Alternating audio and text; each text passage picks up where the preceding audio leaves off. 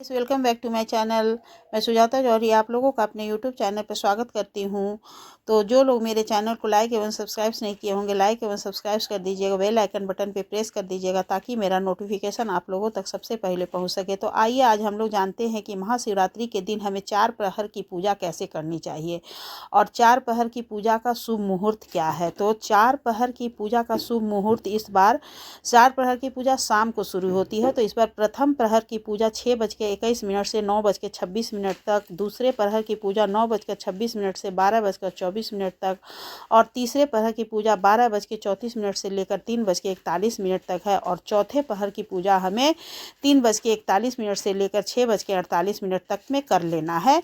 तो ये हमारी 4 प्रहर की पूजा हो जाएगी। तो 4 प्रहर की पूजा करने के लिए हमें किस तरह से पूजा करनी चाहिए, मैं आप लोगों को वो विधि दिखा रही हूँ। तो देखिए, 4 प्रहर की पूजा करने के लिए हमें सभी सामग्री को 4-4 की संख्या में रखना है, क्योंकि हमें 4 बार पूजा करना है। इसलिए जो भी सामग्री होगी वो 4 होंगी। जैसे कि धतूर का फूल हुआ तो 4, मदार का फूल हुआ तो 4, फल जो होगा वो हमें 4 की संख्या में रखनी है। और आप जैसे कि चाहे तो आप पार्थिव शिवलिंग बना करके थाली में कर सकती हैं, और या तो फिर आपके घर में शिवलिंग है तो आप उनकी भी पूजा कर सकती हैं। मैं तो आपको अपने शिवलिंग की पूजा करके ही विधि दिखाई हूँ। आप चाहे तो मिट्टी के पार्थिव शिवलिंग बना करके और चौकी पे विराजमान करके आप पूजा कर सकती हैं, आप जिनको जैसी इच्छा हो। तो ये देखिए, मैं 4 ही सामग्री 4-4 की संख्या में ली हूँ और जो भगवान को भोग लगाना है वो भी हमें 4 प्लेट में रखना है। तो ये देखिए, हमारे पास 4-4 की है। 4 दीपक भी है 4 प्रहर के लिए, और बेलपत्र हमें सम संख्या में नहीं विषम संख्या में लेना होता है। और फूल भी आपको जितने तरह का फूल मिल जाए। तो देखिए, समी का पत्र, फूल, धतूर, भांग, मदार का पुष्प, आम की मंजरी, गेहूं की बाली, दूध, दही, गुड़, घी, दही, शक्कर, भस्म, भांग, धतूर और हल्दी, चंदन, रोड़ी, अबीर, गुलाल, सिंदूर, सारी सामग्री, मतलब जितना भोलेनाथ को चढ़ता है उतना पूरा सामग्री हमें इकट्ठा करके रख लेना है 4 प्रहर के लिए। तो देखिए, 4 दीपक और 4 धूप बत्ती भी मैं बना के रख ली हूँ। तो आप चाहे तो चारों प्रहर की पूजा आप या तो दूध, दही, गुड़, घी और शहद मिला करके पंचामृत बना करके भी पूजा कर सकती हैं, और आप चाहे तो एक एक सामग्री से भी आप पूजा कर सकती हैं। कि जैसे कि पहले दूध से स्नान, फिर दही से स्नान, फिर शहद से स्नान, फिर घी से स्नान, फिर इस तरह से, और भोलेनाथ को चढ़ाने। और इस तरह से देखिए, काला तिल हो गया, और काला तिल भी हमें भोलेनाथ को चढ़ाना है। और उन्हें चढ़ाने के लिए वस्त्र भी हमें ले लेना है। वस्त्र आप एक ही लीजिएगा। और ऐसे आप चारों प्रहर के पूजा में जो रक्षा सूत्र कलावा होता है, आप कलावा से उन्हें वर्ष समर्पित कर दीजिएगा। तो माता पार्वती के लिए देखिए, एक साड़ी और सारी पूजा श्रृंगार की सामग्री 16 श्रृंगार ले लेना। भोलेनाथ के लिए एक धोती और एक गमछा ले लेना है। तो इस तरह से हमें 4 प्रहर की पूजा करने की पूरी तैयारी करके रख लेनी है। चंदन, भांग, और अक्षत हमें खड़ा लेना चाहिए। टूटा हुआ चावल भोलेनाथ को नहीं चढ़ाना चाहिए। और पूजा में हमें देखिए उस दिन बैर जरूर से लेना है, और बैर का महत्व बहुत है। बैर का अनेक उपाय भी है महाशिवरात्रि के दिन।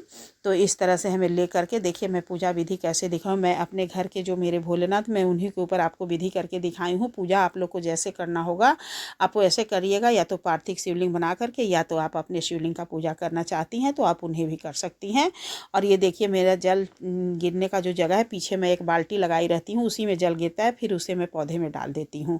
तो सबसे पहले देखिए, हमें पूजा कैसे शुरू करनी है। बैठना है, उसके बाद हमें संकल्प ले लेना है कि हे भोलेनाथ, आप हमारे उपस्थित होइए हमारे मंदिर में, मैं आपकी पूजा करने जा रही हूँ। और उसके बाद से तब उन्हें पहले हमें उन्हें जल से स्नान कराना है, फिर हमें उन्हें दूध से स्नान कराना है। दूध से स्नान कराने के बाद से फिर हमें जल से स्नान कराना है। आप कोई भी स्नान कराएंगे उसके बाद हमें जल से ज़रूर से स्नान करना है। फिर देखिए, हमें दही से स्नान कराना है। दही से स्नान कराने के बाद से हमें फिर से जल से स्नान करा देना है। इस तरह से अच्छे से धुल देना है। और मतलब कोई भी स्नान के बाद हमें इस तरह से, देखिए मैं थोड़ा थोड़ा चढ़ाई कि क्योंकि हमें 4 प्रहर की पूजा करनी है, तो 4 बार हमें उसी सामग्री को यूज करना है। फिर उसके बाद से हमें देखिए थोड़ा सा शहद इस तरह से भोलेनाथ के ऊपर लेकर के हाथ से लगा देना है। आप ये पूजा चाहें तो आपके घर के किसी पुरुष से करवाइए, या तो फिर नहीं कोई करने वाला है और यदि आपकी इच्छा है तो आप खुद से करिए। फिर उसके बाद हमें जल से, फिर हमें घी से स्नान कराना है। घी से स्नान कराने के बाद से फिर हमें थोड़ा सा जल डाल देना है, और फिर उसके बाद से हमें उनके ऊपर थोड़ा सा चीनी डाल के उससे भी हमें उन्हें स्नान कराना है। ये देखिए चीनी है, चीनी भी इस तरह से भोलेनाथ को थोड़ा सा चढ़ा के रगड़ देना चाहिए। और उसके बाद से फिर हमें जल से स्नान करा करके हमें एक कपड़े से उन्हें अच्छे से पोंछ देना है। उसके बाद से हमें श्रृंगार करना है, क्योंकि कोई भी स्नान करता है तो स्नान करने के बाद से हम लोग अपने बदन को पोंछते हैं, उसके बाद से श्रृंगार करते हैं। तो इसी तरह भोलेनाथ को पहले पोंछना है, उसके बाद से श्रृंगार करना है। आप चाहे तो इस दिन पीला चंदन भी लगा सकती हैं, और चाहे तो आप सफ़ेद चंदन भी लगा सकती हैं। देखिए मैं यहाँ पे सफ़ेद चंदन लगा रही हूँ। चंदन लगाने का नियम है कि हमें 3 उंगली में चंदन ले लेना है, और 2 उंगली से हमें चंदन पहले लगाना है, और तीसरे अनामिका उंगली का जो चंदन होता है वो हमें सबसे लास्ट में नीचे लगाना होता है। तो इस तरह से हमें भोलेनाथ को त्रिपुंड लगा देना है। और चंदन लगाने के बाद से हमें उनके ऊपर बीच में थोड़ा सा वो लाल चंदन का भी टीका दे देना है। तो इस तरह से हम लोग शिवरात्रि के दिन 4 पहर की पूजा करते हैं। उसके बाद से एक जनेऊ पहना दीजिए। 4 जनेऊ रखिए, चारों पहर में आपको एक एक जनेऊ पहनाना है। फिर वस्त्र रूप देखिए ये कलावा है, और जो साड़ी और धोती चढ़ाई हूँ भोलेनाथ को, तो उसके बदले में आप चारों प्रहर में ये जो कलावा चढ़ाई हूँ आप यही चढ़ा करके काम चला लीजिएगा। लेकिन पहले प्रहर में आप वो धोती साड़ी वस्त्र स्वरूप चढ़ा दीजिएगा। फिर उसके बाद से देखिए हमें भोलेनाथ को फूल अर्पित करना है। तो फूल अर्पित करने में हमें देखिए जैसे कि पहले गणेश जी को फूल अर्पित किए, उसके बाद से कार्तिकेय जी को, फिर अशोक सुंदरी को, फिर माता पार्वती को, उसके बाद से भोलेनाथ को। इस तरह से विधि से हमें सब चीज़ चढ़ाना होता है। तो माता पार्वती के लिए देखिए ये गुलाब का फूल है, और भोलेनाथ को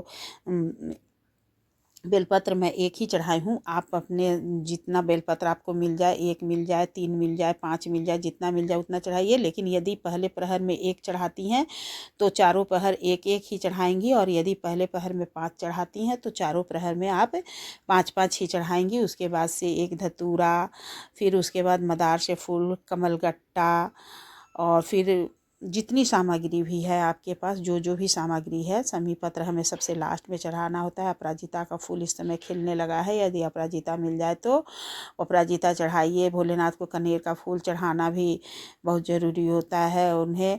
उसके बाद उस दिन आप आम की मंजरी ले आइएगा तोड़कर, गेहूं की बाली, आम की मंजरी, सब चीज़ हमें जितनी नई चीज़ है, इस सीज़न का जो नया सामग्री है वो हमें चढ़ाना होता है।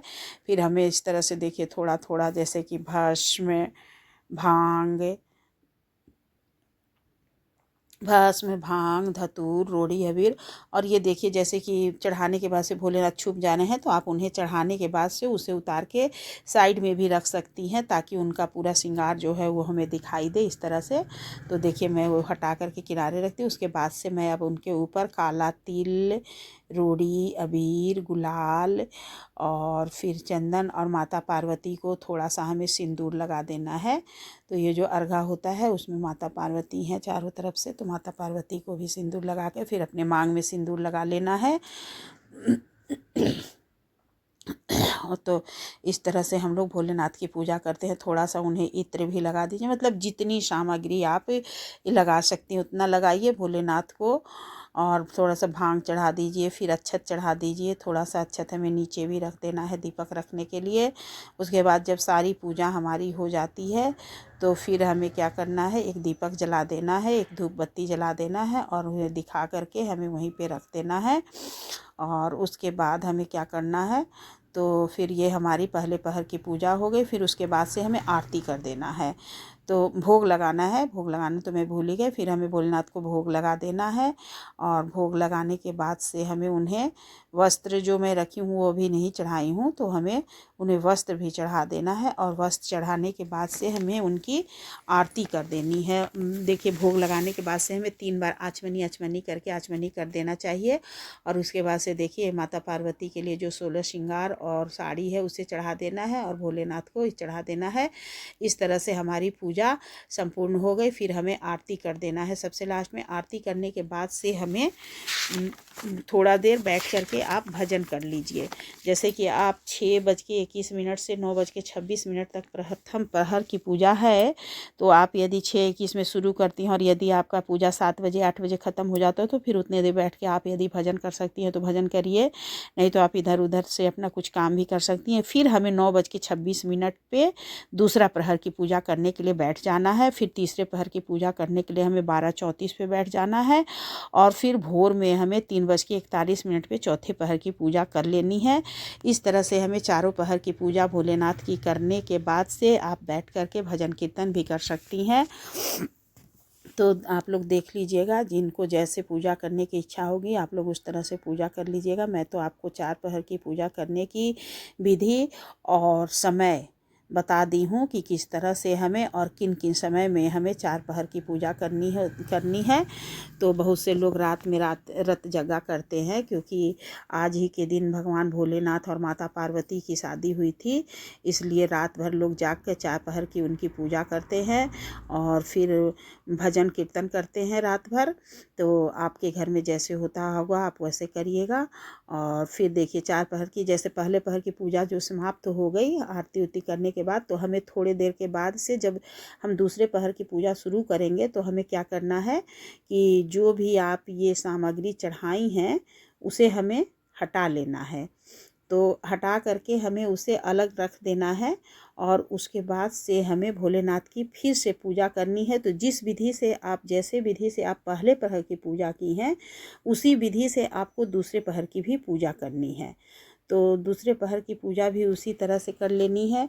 और फिर दूसरे प्रहर की पूजा करने के बाद से हमें जब तीसरे प्रहर का समय हो जाएगा 12:34 तो फिर हमें जो दूसरे प्रहर की पूजा की है उसे हमें हटा लेना है और हटाने के बाद से हमें फिर से पूजा करना है। तो इस तरह से हमें 4 प्रहर की पूजा करनी चाहिए। आप लोग को हमारा वीडियो कैसा लगा? अगर हमारा वीडियो ज़रा सा भी अच्छा लगा होगा तो कमेंट कर दीजिएगा और कमेंट बॉक्स में ज़रूर से लिखिएगा और जय शिव शंकर ज़रूर से लिखिएगा कमेंट बॉक्स में। सभी को शिवरात्रि की ढेर सारी शुभकामनाएं। श्री शिवाय नमस्तुभ्यम।